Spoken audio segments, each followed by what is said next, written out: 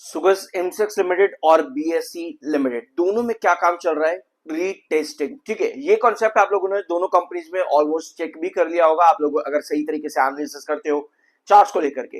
BSc limited का video हम लोगों ने कल भी लिया था, वहां पर वापस रीटेस्टिंग हुई थी, लेकिन रिजेक्शन पर रीटेस्टिंग आते ही वापस से आपका बेसलाइन आज के दिन टूट चुका है। ऑफकोर्स रीटेस्टिंग कॉन्सेप्ट ऐसा ही होता है, जब तक कोई बढ़िया मोमेंटम कैरी ना करे हायर हाइस्ट पैटर्न पर, तब तक रीटेस्टिंग में आपको धीरे धीरे करके करेक्शन ही दिखती है। अब एमसीएक्स लिमिटेड भी आज अपने इंपॉर्टेंट बेस पर आकर के वापस रीटेस्ट हुआ है ऊपर की तरफ। देखो, रीटेस्टिंग वाले चार्ट्स पे आपको हमेशा चाहिए होता है का higher high pattern, lower low pattern पर आपके पास करेक्शन बाद में वापस आती है। तो अगर एमसीएक्स लिमिटेड भी यहां पर रीटेस्टिंग के बाद में लोअर लो पैटर्न पर ही कंटिन्यू रहता है तो यहां भी करेक्शन है, लेकिन हायर हाई पैटर्न अगर क्रिएट कर दिया, यानी कि रिजेक्शन वन को अगर ब्रेक करता है, सस्टेन करता है, दैट मींस कि ये अपनी रीटेस्टिंग वाली चार्ट छोड़ देगा, आपको ब्रेकआउट की तरफ कैरी करके लेके जाएगा। ऑलराइट, समझ गए चीज। अब शुरुआत करते हैं आज के इस वीडियो को। दोनों ही चीजें हम यहां पर डिस्कस करेंगे, बीएससी और एमसीएक्स दोनों को।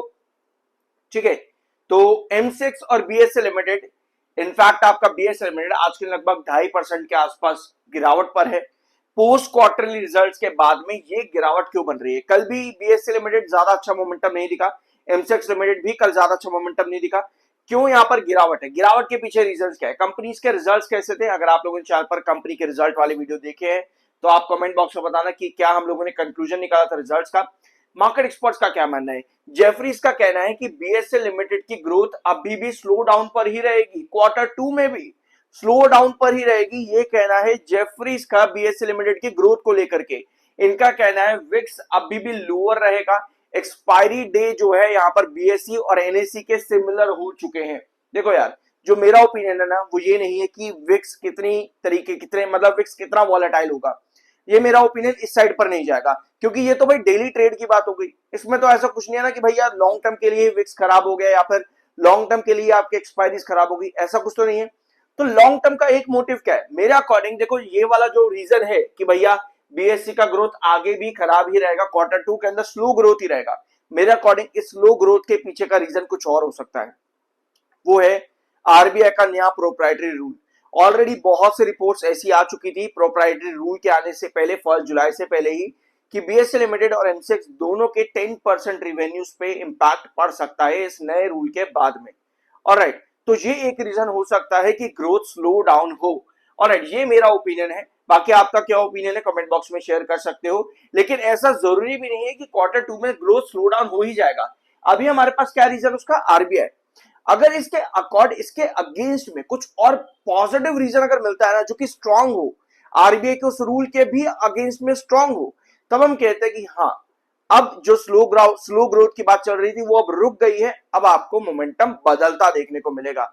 यानी अभी जो पॉइंट है उसके अकॉर्डिंग वीक, लेकिन कुछ स्ट्रांग चीज आती है तो मोमेंटम भी वहां पर चेंज होता है। तो उस स्ट्रांग चीज का आपको वेट करना चाहिए जब भी एंट्री करनी है आप लोगों को। ऑलराइट, अब आते हैं आपके नेक्स्ट पॉइंट के ऊपर। ठीक है, जेफरीज ने बीएससी लिमिटेड को होल्ड की रेटिंग दी है, टारगेट दिया है जेफरीज ने 3520 रुपीज का। टारगेट बहुत अच्छा खासा है क्या यहाँ पर? 3520 अच्छा टारगेट तो नहीं है, क्योंकि अभी इस प्राइस के जस्ट आज ही नीचे की तरफ क्लोज हुआ है आपका बीएससी लिमिटेड। तो ये टारगेट कोई बड़ा टारगेट नहीं है, बल्कि लोअर ही टारगेट यहाँ पर देखने को मिल रहा है जेफरीज की तरफ से बीएससी को लेके। और यूबीएस ने न्यूट्रल रेटिंग दी है, टारगेट दिया है 4500 का। और इन सब ने देखो कंपनी के ना एक्सपेक्टेड 2027 से ग्रोथ क्या है, और साथ में कंपनी जो नए प्रोडक्ट लेकर के आ रही है बीएससी लिमिटेड, उससे क्या एक्सपेक्टेशन है, उसके बारे में भी मार्केट एक्सपर्ट्स है यूबीएस ने मेंशन कर रखा है।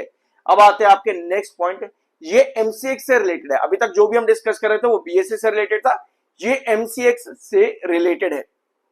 ऑलराइट, पहले 2 पैराग्राफ में आपको कंपनी के रिजल्ट्स के बारे में बताया गया, उसके बाद में कंपनी के मैनेजमेंट की तरफ से क्या स्टेटमेंट आया उसके बारे में बताया गया। क्वार्टरली रिजल्ट्स के बाद में इन्होंने कहा कि हम नए प्रोडक्ट्स को इवॉल्व कर रहे हैं, मार्केट कंटिन्यूअसली इवॉल्व हो रहा है, तो हम नए प्रोडक्ट ऑफरिंग्स भी लेकर के आएंगे, एक्सपांड करेंगे अपने मार्केट पार्टनरशिप्स को, और साथ में टेक्नोलॉजी कैपेबिलिटीज को भी हम स्ट्रेंथन करेंगे।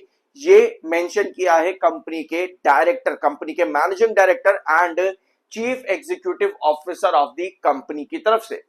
ठीक है, अब एक अपडेट यहां पर नोट कर लो, 14 घंटे पहले यानी कल के दिन कंपनी ने अपडेट दी है, 10 करोड़ का इन्वेस्टमेंट कंपनी ने किया है IIBHL में वाया राइट्स इशू, ठीक है, ₹1 के हिसाब से कंपनी ने 10 करोड़ का इन्वेस्टमेंट किया है राइट्स इशू में IIBHL कंपनी के अंदर।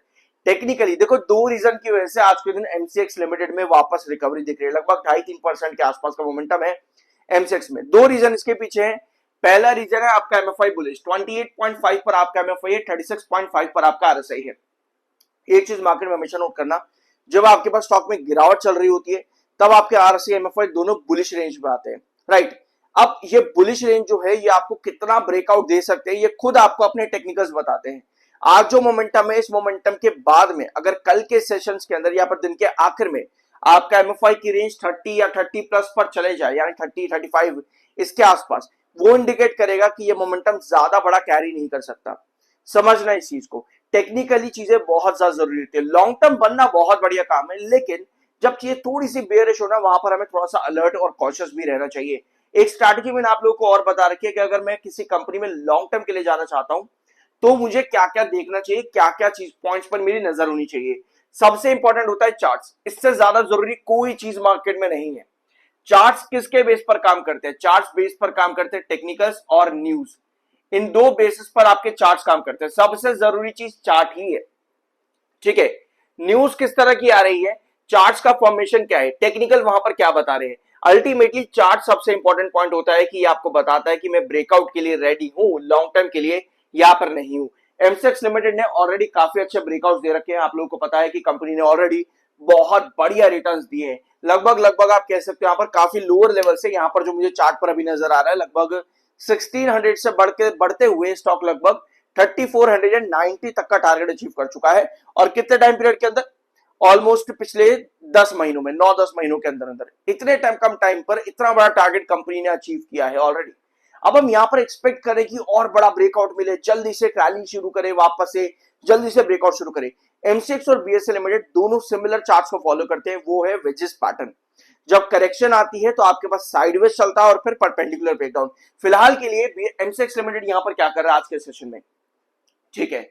मैंने अभी आपको दो रीजन बताया, एक तो आपका एमएफआई, दूसरा रीजन है चार्ट पर 2610 का ये बेस। ऑलराइट, अगर आप लोगों ने पिछले वीडियो देखे तो आपको पता है कि ये बहुत इंपॉर्टेंट बेस है एमसेक्स लिमिटेड में 2600 और 2610 का। यहां से पहले भी आपको एक अच्छा ब्रेकआउट मिला था, यहां पर एक बार फिर से क्योंकि गिरा है इस रेंज के पास में, भले ही आपका लो 2565 पर था कल के दिन पे, लेकिन अल्टीमेटली जो बेस लाइन है और जो क्लोजिंग प्राइस के आसपास का ट्रेंड है वो तो आपका 2610 ही है। तो यहां से आपको वापस से रिकवरी मिल रही है, यानी कि दो रीजन, एमएफआई और साथ में आपका चार्ट्स के ऊपर इंपॉर्टेंट बेस। इस रीजन से आज के वापस से 2659 के आसपास का अभी मोमेंटम दिख रहा है एमसेक्स लिमिटेड में। अगर हम यहां पर ब्रेकआउट एक्सपेक्ट कर रहे हैं, पहली चीज नोट करना, 7 EMA जो ब्लू लाइन आप यहां पे देख रहे हो और जो रेड लाइन देख रहे हो ये 21 EMA, 7 EMA 21 EMA के नीचे है, जो कि अपने आप में चार्ट्स को बेरिश इंडिकेशन देता है। यानी मुझे बड़े ब्रेकआउट के लिए ना, मान लेते मैंने यहां पर एंट्री करी 2610 पर, ठीक है, मैं यहां से लॉन्ग टर्म ब्रेकआउट एक्सपेक्ट कर रहा हूं। मैं अपनी होल्डिंग कब तक लेकर के चल सकता हूं? जब तक ये प्राइस 2610 के ऊपर है, क्योंकि अगर 2610 टूटता है, मेरे पास चार्ट पर क्या बन रहा है, एक डाउनवर्ड डायगोनल पैटर्न यहां पर बन रहा है, मतलब कि एक डायगोनल है जिस पर बार बार ये रिजेक्शन दे रहा है।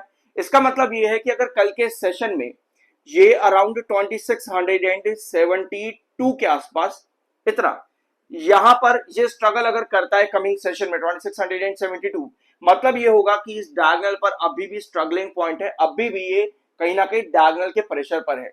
तो ब्रेकआउट के लिए आपका सबसे इंपॉर्टेंट पॉइंट, मैंने यहां पर एंट्री कर लिया, मैं तब तक होल्ड करके रखूंगा जब तक इसके ऊपर प्राइस है।